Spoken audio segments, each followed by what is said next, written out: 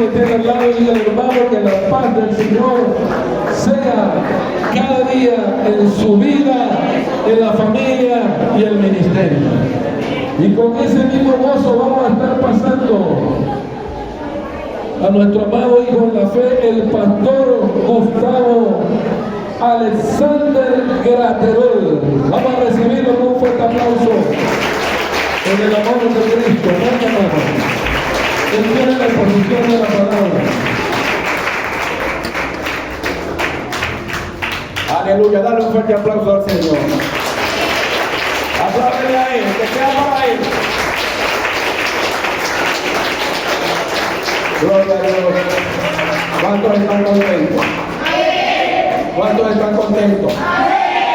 Entonces saluda a tu hermano, al que tienes adelante, al que tienes atrás, al que tienes al lado, y dile, qué bueno que no te quedaste en casa. Qué bueno que no te quedaste en casa. Aleluya.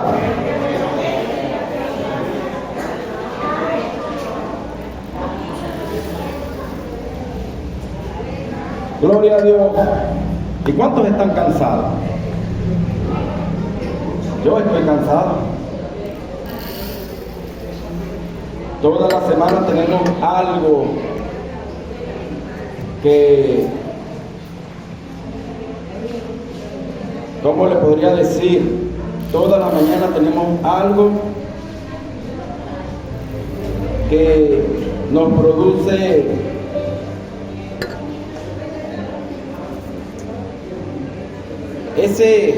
ese malestar. Pero gracias a Dios que tenemos a un Señor que podemos llevar nuestras cargas y liberarnos de ellas. Amén. Le damos gracias a Dios porque Él entregó a su Hijo. La palabra dice que en este mundo tendremos aflicciones. ¿Sí? Oye, qué fuerte, ¿verdad?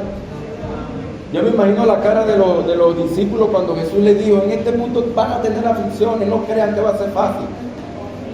Pero luego el Señor le dijo: pero confiad, que yo he vencido al mundo. Ahí está la esperanza. Ahí está la esperanza. Quiero pedirle a los servidores de las filas que por favor repartan. Pueden tomar de 2 a 3 granitos. ¿Sí? Pueden tomar de 2 a 3 granitos. ¿No? Sí, en el bol.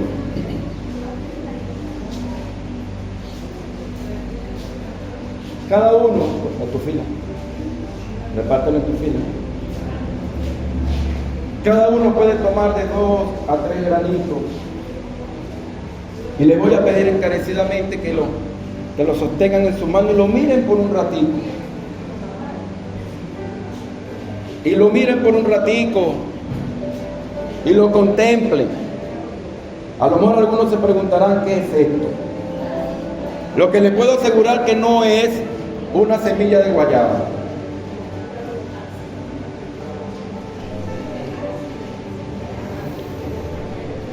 ¿Cuántos están contentos por estar hoy aquí? ¿Para cuántos es el mejor día?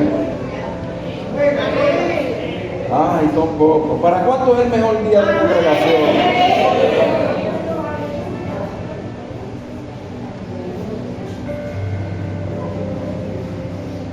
Damos toda la gloria al Señor por este tiempo.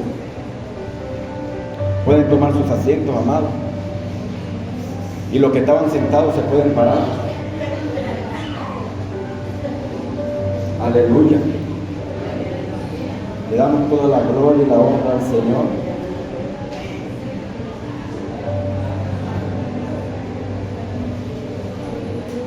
El tema que el Señor les trae hoy se titula Una fe genuina.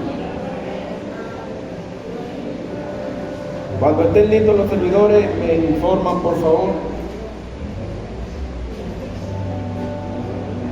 Mientras vamos a ir buscando en nuestras Biblias, Mateo capítulo 17, versículo 20. Hebreos capítulo 11, versículo 1 y Hebreos capítulo 12, versículo 2. Mateo capítulo 17, versículo 20.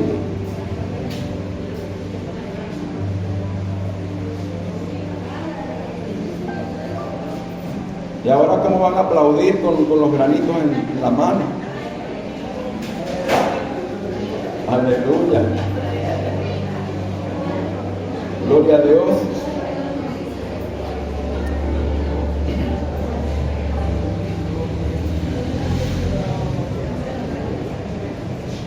Damos gracias al Señor. Gracias. Me falta uno. Que no falte nadie, por favor, por recibir su granito.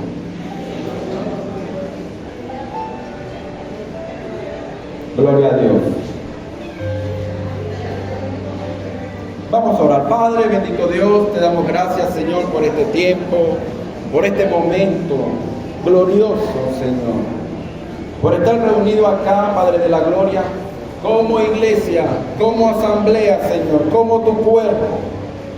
Gracias te damos, Padre de la gloria, oh bendito Dios, por habernos permitido, Señor, una vez más, abrir nuestros ojos y contemplar la luz del día, Señor. Y es solo porque a ti te ha placido. Gracias, Padre de la gloria, Señor, por el sustento, por el pan de cada día. Gracias, Señor, te damos por la salud que le das a nuestros cuerpos, Señor. Gracias, Padre amado, por la salud que le das a nuestros órganos. Oh Señor, por la sanidad plena que nos das en Cristo Jesús. En esta hora te pido, Señor, que abra nuestro entendimiento, Padre de la gloria, para recibir en nuestro espíritu, Señor, tu palabra, siendo guía cada día de nuestro caminar. Gracias, Padre de la gloria, en el poderoso nombre de Jesús. Amén, amén y amén.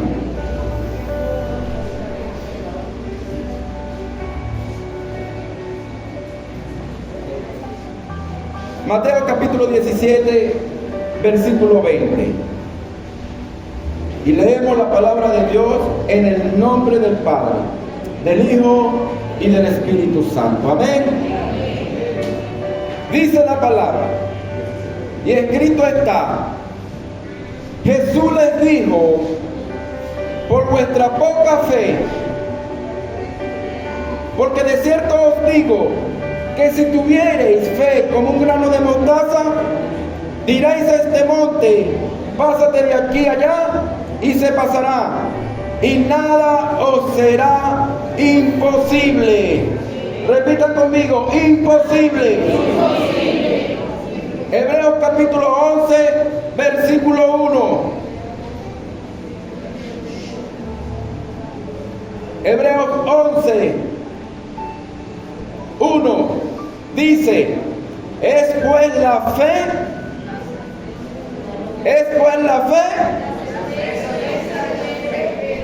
la certeza de las cosas que se esperan, la convicción de lo que no se ve.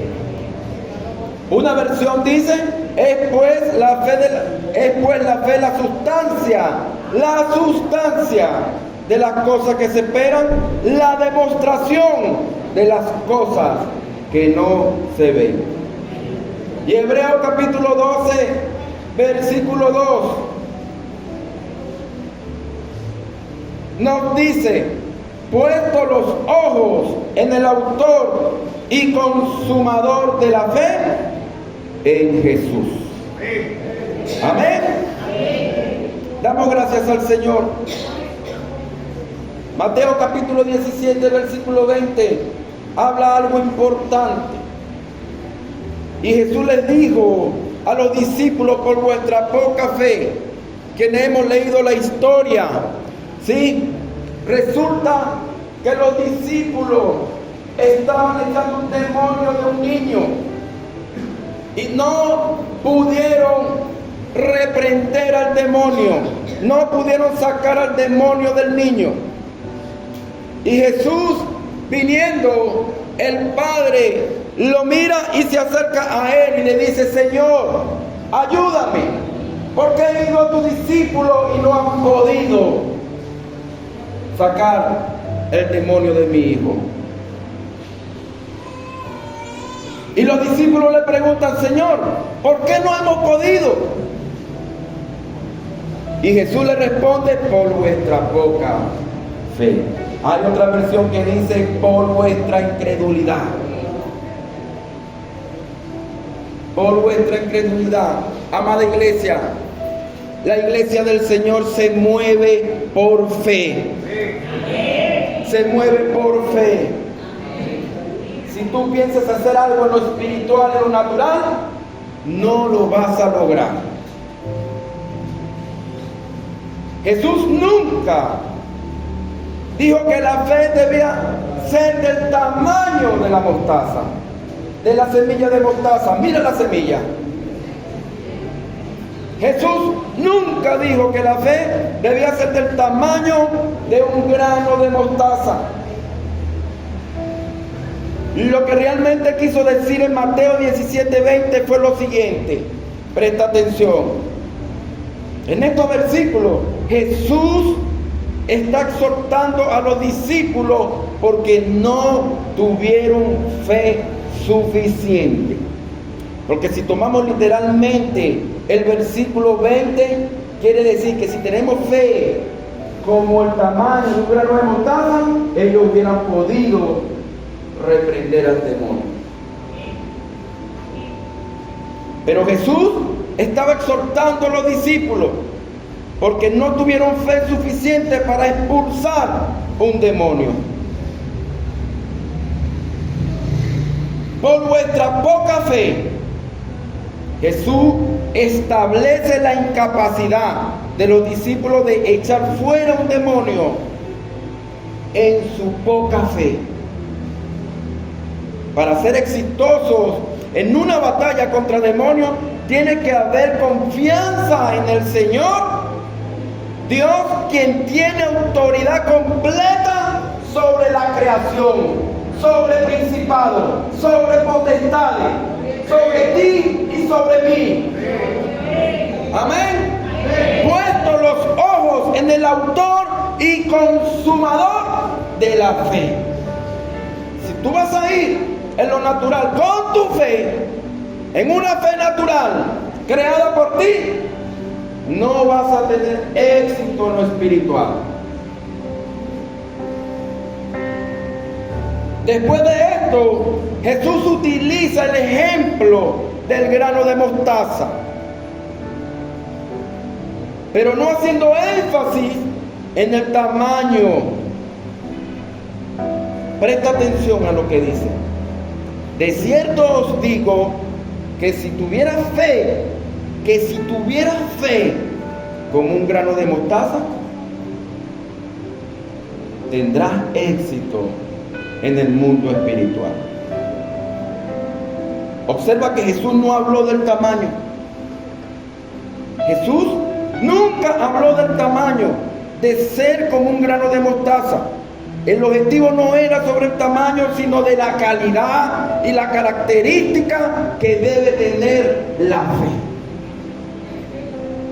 Y si el Señor dice y menciona el grano de mostaza en vez de un grano de caraota o de un grano de frijol, ¿la ven? ¿La pueden ver? Si yo tuviera un grano de frijol, a lo mejor lo ven, ¿verdad? Los que tienen vista buena y no utilizan lentes para mejorarla, ¿lo ven? Entonces Jesús, el objetivo de enseñarle a los discípulos es que la fe debería ser con la calidad y la característica del grano de mostaza. ¿Y a qué me refiero, amada iglesia? A que Jesús no condenó a los discípulos por su falta de fe, sino que le mostró cuán importante sería la fe en su ministerio futuro. Si usted está enfrentando un problema que parece grande, inconmovible, como una montaña, deja de mirar la montaña y busque más a Cristo con fe. Solo así su obra para Cristo será útil y vibrante. ¡Apláudele a Él!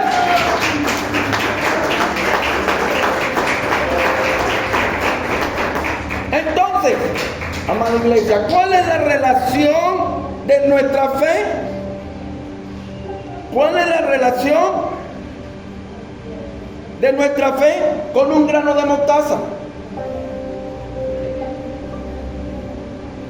Primero, el grano de mostaza es la semilla más resistente que existe. Incluso si es pisoteada o quemada, no se quiebra.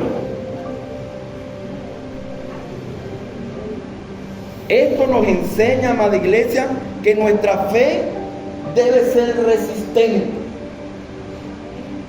debe aguantar. Segundo, el grano de mostaza, cuando se siembra, crece muy rápido y se convierte en un árbol grande y fuerte. Quiere decir que necesitamos una fe que crezca rápido y que sea tan fuerte e inquebrantable. Acá en la congregación tenemos ejemplos vivos de fe inquebrantable, de fe resistente. Y tercero y último, presta atención, el grano de mostaza es la única semilla en el mundo que no es híbrido. Es decir, que no se mezcla con otra semilla. Ni siquiera los científicos han podido mezclar la semilla de mostaza con otra semilla. Esto quiere decir, amada iglesia, que nuestra fe debe ser única y genuina, sin mezclarla. Algo que le pasó a los discípulos, entre la duda en que sí puedo, en que no puedo. Mezclaron la fe y no pudieron expulsar el demonio del niño. Entonces, lo que Jesús le daba a entender a los discípulos, que debían tener una fe resistente, fuerte e inquebrantable, única y genuina, sin mezclarla.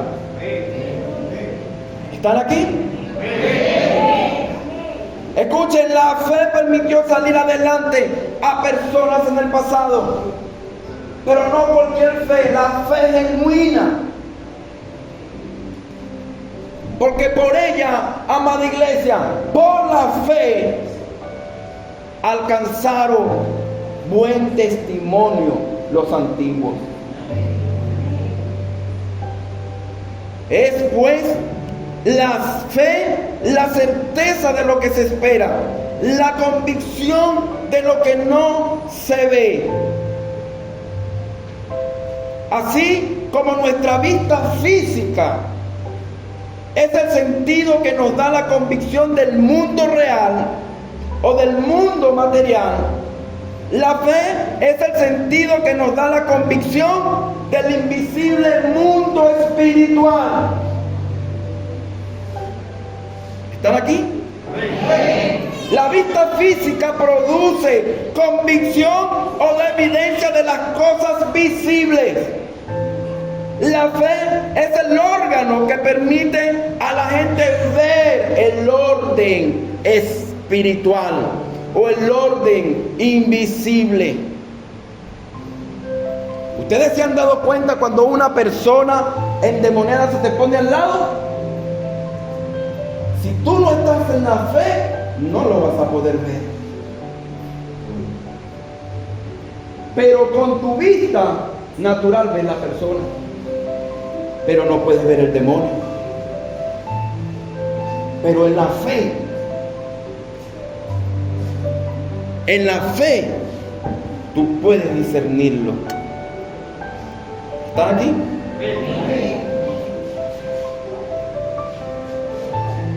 De lo que se espera, de lo que no se ve. Si usted tiene la sustancia ante usted, si usted puede verla, ¿de qué sirve la fe? La fe se necesita para aquello que no podemos ver ni tocar. ¿O es que acaso podemos tocar un espíritu? ¿Se puede tocar un demonio?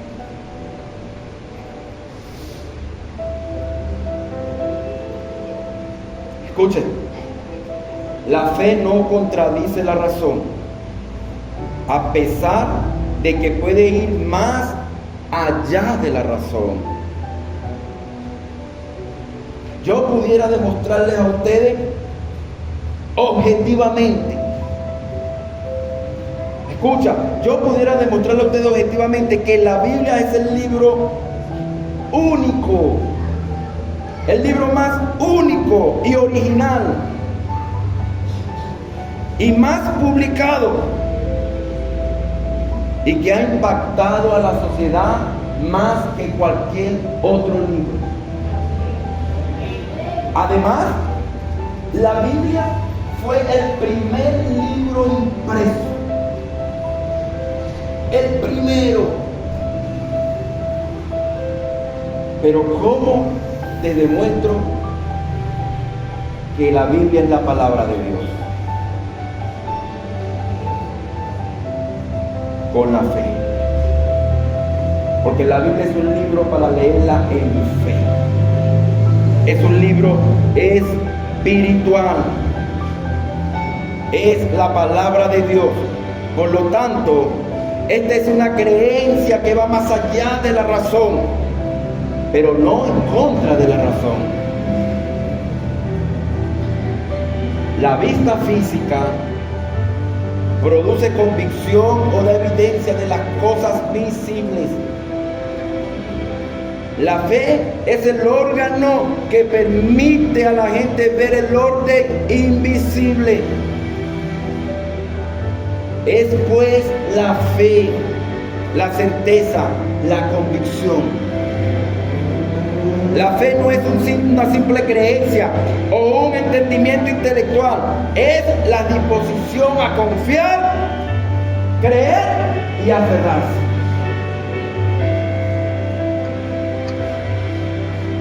Es la disposición a confiar, creer y aferrarse. Amén. Y así, iglesia, caminaron estos hombres que alcanzaron buen testimonio. Y la fe, escuchen, para los que se han preguntado si tienen propósito en esta vida. Dios no tiene propósito individual, iglesia. Dios no tiene un propósito para ti nada más. Hay un propósito y es el propósito de Él. Y la fe te hace alcanzar el propósito de Dios. La fe te lleva a alcanzar y ser parte del propósito de Dios. Por eso que muchos andamos sin propósito. Muchos andamos sin propósito porque no tenemos nuestros ojos puestos en el autor y consumador de la fe, que es Jesús. Amén. Amén. Dale un aplauso al Señor. Apláudele a Él.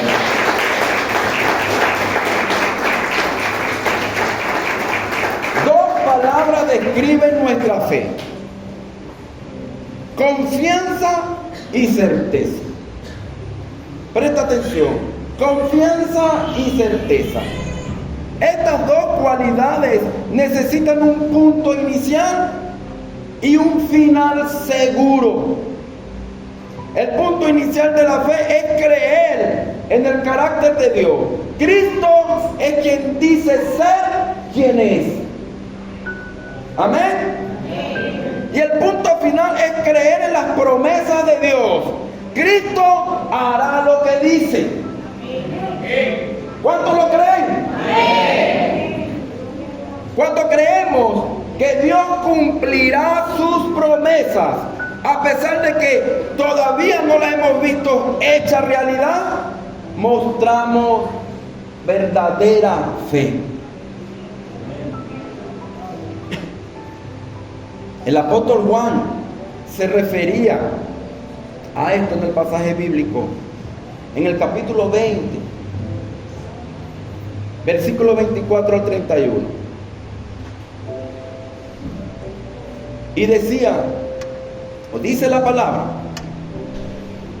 pero Tomás, uno de los 12, llamado Dídimo, no estaba con ellos cuando Jesús vino.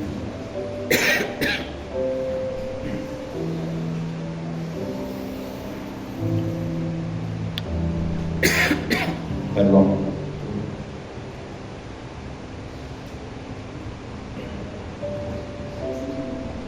Pero Tomás, uno de los 12, llamado Dídimo, no estaba con ellos cuando Jesús vino. Versículo 25. Le dijeron pues los otros discípulos: al Señor hemos visto, Tomás.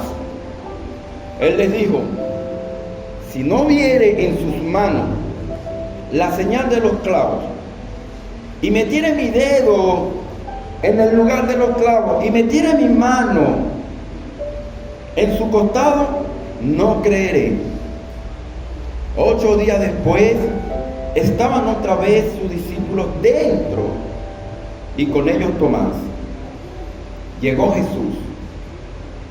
Presta atención. Llegó Jesús, estando las puertas cerradas, y se puso en medio y les dijo. Quiero hacer un paréntesis aquí, porque aquí hay un misterio. ¿Sí? Dice la palabra que estando sus discípulos reunidos, llegó Jesús, estando las puertas cerradas, y se puso en medio. Los discípulos ni siquiera se dieron cuenta que él entró cuando lo vieron. Mi pregunta es, ¿será que había un túnel subterráneo? Y donde ellos estaban había una puerta y él salió de debajo de la tierra. Jesús apareció, no sé si bajó del techo o atravesó, escuchen, atravesó las paredes. Ese mismo cuerpo, amada iglesia, es el que vamos a tener nosotros. Un cuerpo incorruptible, un cuerpo inmortal, cuando el Señor venga por su iglesia.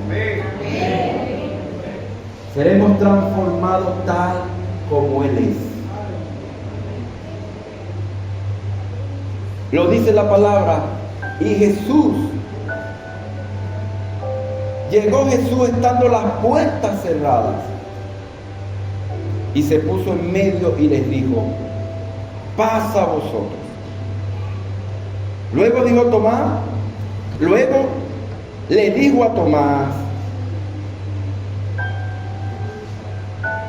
pon aquí tu dedo y mira mis manos, y acerca tu mano y métela en mi costado, y no seas incrédulo, sino creyente. Entonces Tomás le respondió y le dijo, Señor mío y Dios mío. Jesús le dijo, porque me has visto, Tomás, ¿creíste? Bienaventurados los que no vieron y creyeron. Hizo además Jesús muchas otras señales en presencia de sus discípulos, las cuales no están escritas en este libro, pero estas se han escrito para que creáis que Jesús es el Cristo, el Hijo de Dios, y para que creyendo tengáis vida en su nombre. Aquí hay algo tremendo, mis amados.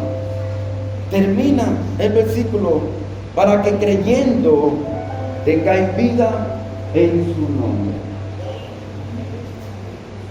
Esto me da a entender a mí, amada iglesia, que sin fe estamos muertos. Porque si tú no tienes fe, no estás creyendo. No estás creyendo.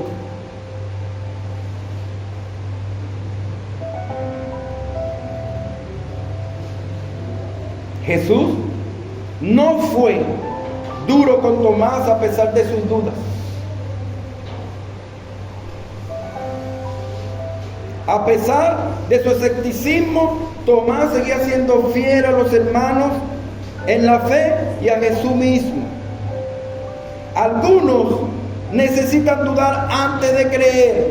Si la duda motiva preguntas y estas provocan respuestas y se aceptan la respuesta, la duda ha cumplido una labor positiva.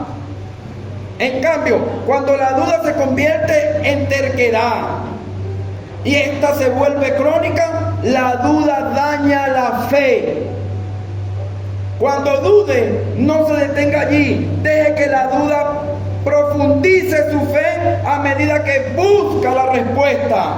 Tendrás una fe genuina, porque estás buscando la verdad. Hebreos capítulo 1, Hebreos capítulo 11, versículo 6, nos dice: pero sin fe es imposible agradar a Dios. Porque es necesario que el que se acerca a Dios crea que le hay y que es galardonador de lo que le busca. Esto es tremendo, ¿no? Porque mira lo que dice: el que tiene fe le busca al Señor y le cree que en Él hay todas las cosas. Y lo más hermoso, que somos galardonador porque le buscamos. Amén. Veamos en la Biblia, amada iglesia, algunos hombres que se mencionan con una fe genuina en la galería de la fe, que es en el libro de Hebreos capítulo 11.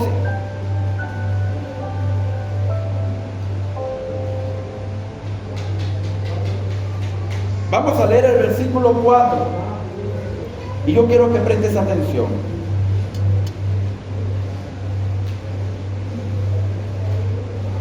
El capítulo 4 dice lo siguiente: por la fe Abel ofreció a Dios más excelente sacrificio que Caín, por lo cual alcanzó testimonio de que era justo. Versículo 5: por la fe Enoc fue traspuesto para no ver muerte, y no fue hallado, porque lo traspuso Dios, y antes que fuese traspuesto, tuvo testimonio de haber agradado a Dios.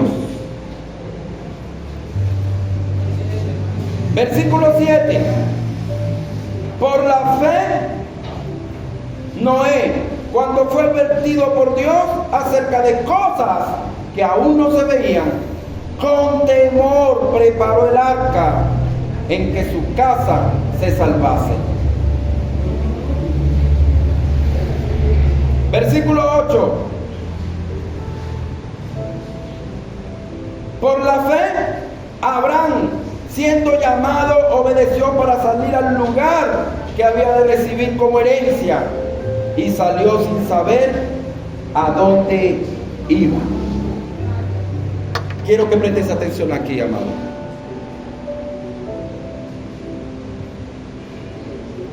Estos hombres caminaron en fe, en una fe genuina. Pero la palabra me habla a mí de las promesas. Y ellos caminaron en base a esa promesa. Pero allí no me demuestra que la promesa era una casa, que la promesa era un carro, que la promesa era ser millonario, que la promesa era vivir sin tener preocupaciones en este mundo, que la promesa era que no íbamos a tener problemas más nunca. Eso no me dice la palabra. Y leyendo la galería de la fe, lo muestra más aún.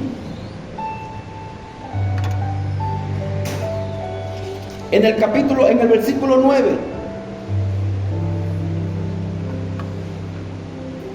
dice: por fe, y yo quiero que prestes atención, por fe habitó en la tierra prometida como tierra ajena, morando en tienda con Isaac y Jacob, heredero juntamente de la misma promesa. ¿Qué estaba pensando Abraham? Si el Señor le dijo que lo iba a llevar a una tierra prometida, la herencia. Pero Abraham, por fe, mire lo que dice: por fe habitó en la tierra prometida como en tierra ajena, morando en tienda con Isaac y Jacob, herederos juntamente de la misma promesa. Y ustedes saben algo, habitaban en tienda. ¿Usted sabe por qué? porque un día tenían que partir. Recogían la tienda y se iban. ¿Pero por qué? Versículo 10. Y presta atención, iglesia. Porque esperaba ciudad con fundamentos, el artífice y hacedor de la cual es Dios. Wow. Ellos estaban esperando una ciudad espiritual. Por la fe, iglesia. Aunque Dios le había dicho que le iba a dar una tierra prometida, Abraham creía por fe que esa no era la tierra de la que Dios le estaba hablando. Escucha. Y aquí está el misterio revelado. Por la fe habitó como extranjero en la tierra prometida. Abraham vivió como peregrino en la tierra que Dios había prometido, nunca poseyendo nada de ella más que las parcelas en las que él y Sara fueron sepultados.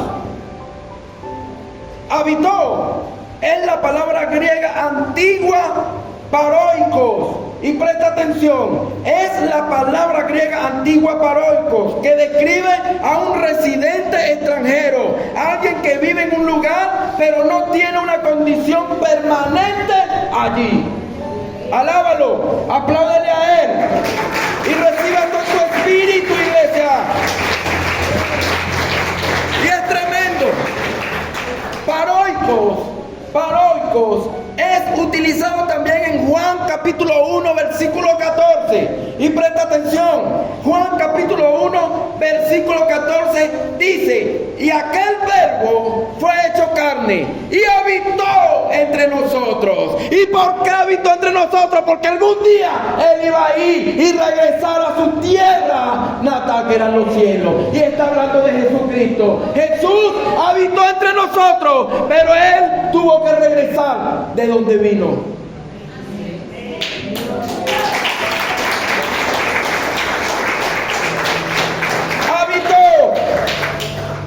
Y quiero decirte algo hoy. Tú estás habitando en esta tierra. Y algún día, iglesia, regresaremos a nuestro hogar. Regresaremos a nuestro hogar. Por eso es que Pablo lo entendió. Y Pablo dice que somos extranjeros, somos peregrinos. Pedro lo dice, que somos extranjeros. Solo estamos cumpliendo una misión. Juan capítulo 1 versículo 14. Se usa la palabra griega paroikos. Y aquel verbo fue hecho carne y habitó entre vosotros. Jesús fue residente acá un tiempo estipulado, al igual que tú y yo tenemos aquí un tiempo estipulado. Pero mira lo que dice el capítulo 11, versículo 13.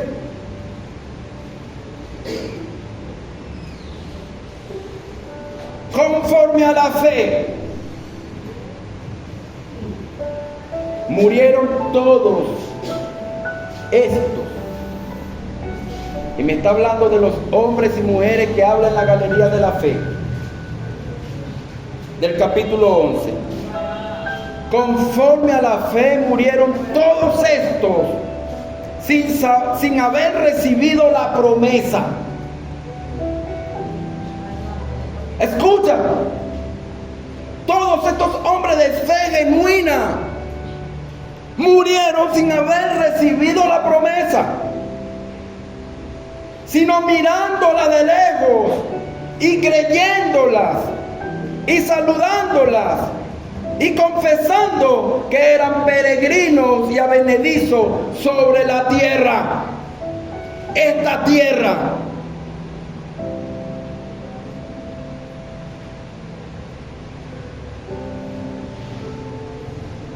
¿Y ustedes saben por qué? Mire, somos dichosos, porque lo que ellos saludaban desde lejos y miraban desde lejos y creyéndola, hoy nosotros la podemos ver. La promesa era Jesús. La promesa era Cristo. Por eso es que la palabra dice que ellos la miraban desde lejos y la saludaron desde lejos. Y murieron sin ver cumplida la promesa. ¿Están aquí? Y lo más hermoso, y no vayan a confundir mis palabras. Mira lo que dice el versículo 14.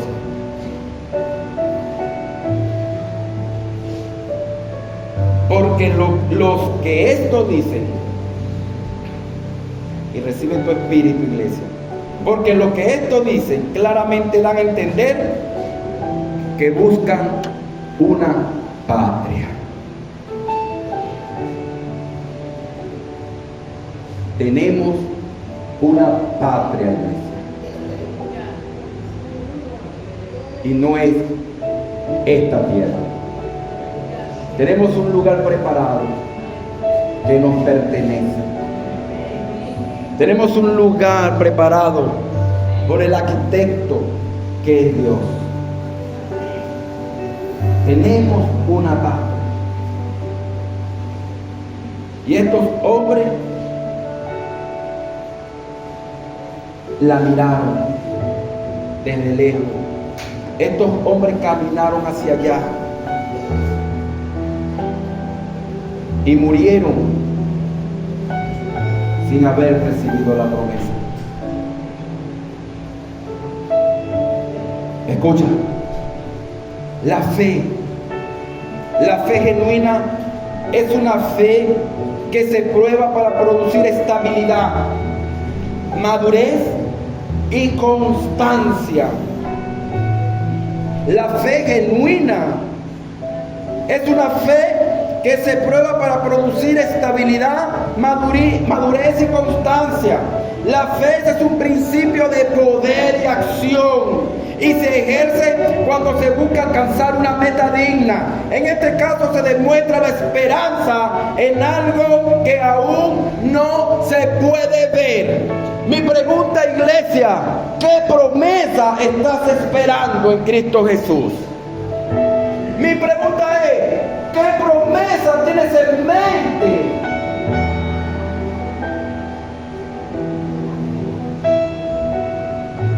Porque la promesa ya fue dada. La promesa ya fue cumplida. La promesa está en ti y está en mí. Desde la cruz del Calvario para acá, todo se cumplió. Todo se cumplió. No te enfoques en este mundo. No te enfoques en lo material. La palabra nos dice: buscar primeramente el reino de Dios y su justicia, y todas las demás cosas, lo que tú necesites aquí en esta tierra, vendrá por añadidura. Pero debes caminar en fe. Muchos nos quedamos esperando que Dios nos tire la guinapán del cielo. Muchos nos quedamos en la casa esperando que el Señor mueva un empresario para darte trabajo. Pero la fe es de poder y acción. Es un principio de poder y acción. Necesita trabajo, sal a buscarlo. Necesita la provisión, órale al Señor y Él pondrá los medios necesarios en tus manos para que tú traigas la provisión a tu hogar.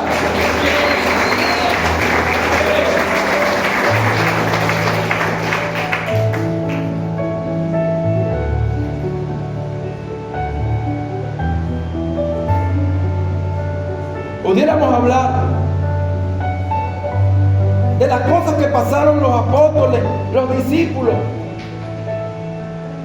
Y no terminaríamos. Pero preguntémosle a Pablo cómo él pudo hablarle a los corintios de una manera magistral, mostrándole lo que íbamos a padecer, pero en una fe genuina. ¿Cómo nos podríamos mostrar?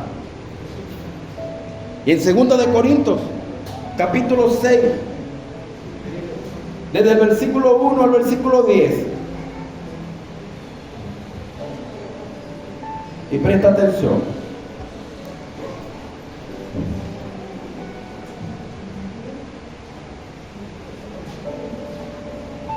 ¿Cuántos son extranjeros en esta tierra? Los demás son terrenales. ¿Cuántos son extranjeros en esta tierra? Aquí hay personas, amados, que aman más esta tierra que la que Cristo tiene para ti. Hay unos que tú le nombras la muerte y tiemblan. Y Pablo decía que la muerte es ganancia. Pablo decía que la muerte es ganancia. Miren, incluyendo en la galería de la fe, por fe, se movió de su casa para dar la clase en la escuela de oración y sufrió un accidente. Y por fe está con nosotros hoy aquí vivo. Por fe está con nosotros hoy aquí vivo, dando el ejemplo de una fe inquebrantable. Pablo, hablándole a los corintios en el capítulo 6, versículo 1 al 10, 2 de Corintios, les decía: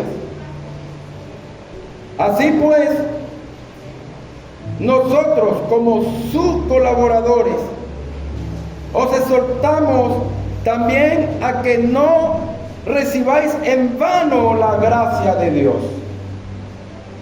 Versículo 2, porque dice: en tiempo aceptable te he oído, y en día de salvación te he socorrido. Y recibe tú tu espíritu, iglesia. He aquí ahora el tiempo aceptable. He aquí ahora el día de salvación. No es mañana, es hoy. No es mañana, mañana puede ser tarde. Hoy es el día aceptable de salvación. Versículo 3. No dando a nadie ninguna ocasión de tropiezo, para que el ministerio no sea vituperado. Tenemos que cuidar nuestro caminar, iglesia. Tenemos que cuidar nuestro testimonio, no dando a nadie ninguna ocasión de tropiezo, para que el ministerio no sea vituperado. Antes, aprobándonos en todo como ministro de Dios, en mucha paciencia, en tribulaciones, en necesidades, en angustia, en azotes, en cárceles, en tumultos, en trabajos, en vigilia, en ayuno, en pureza, en ciencia, en longanimidad, en bondad, en el Espíritu Santo, en amor no fingido, en palabra de verdad, en poder de Dios, con arma de justicia a derecha e izquierda. Si hablamos de tribulaciones, no hubo un hombre que haya sido más atribulado que el apóstol Pablo.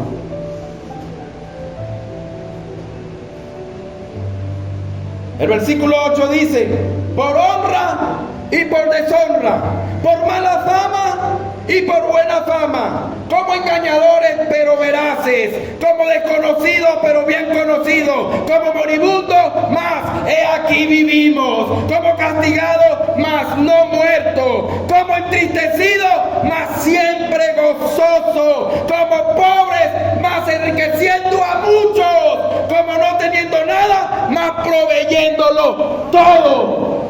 Dale un aplauso al Señor.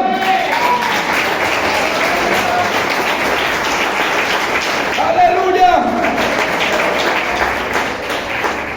Tú estás para enriquecer a muchos, iglesia. Y no estamos hablando monetariamente, sino del conocimiento de Jesús. Ese es el enriquecimiento más grande. Su conocimiento, su sabiduría. ¿Saben? No hay nada mejor cuando tenemos fe vivencial. Y Pablo, maravillosamente en la sabiduría del Espíritu Santo, lo explica aquí en los Corintios. Como no teniendo nada, mas proveyéndolo todo. Ponte sobre tus pies.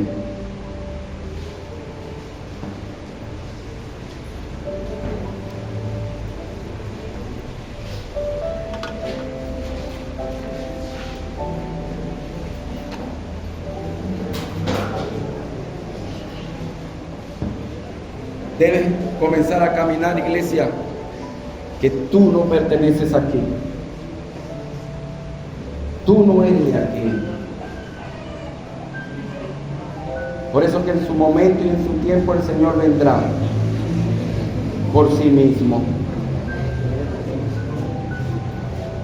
Ustedes saben por qué. La palabra me dice a mí que Él vendrá por sí mismo. Y nosotros muchas veces nos hartamos. El Señor viene por ti. Pero la palabra me dice a mí que Él viene por sí mismo. ¿Sabes por qué? Y tú sabes por qué te vas a ir con Él. Porque Él está en ti. Porque Él está en ti. Pero si Él no está en ti, ¿a quién viene a buscar? ¿A quién viene a buscar si no está en ti?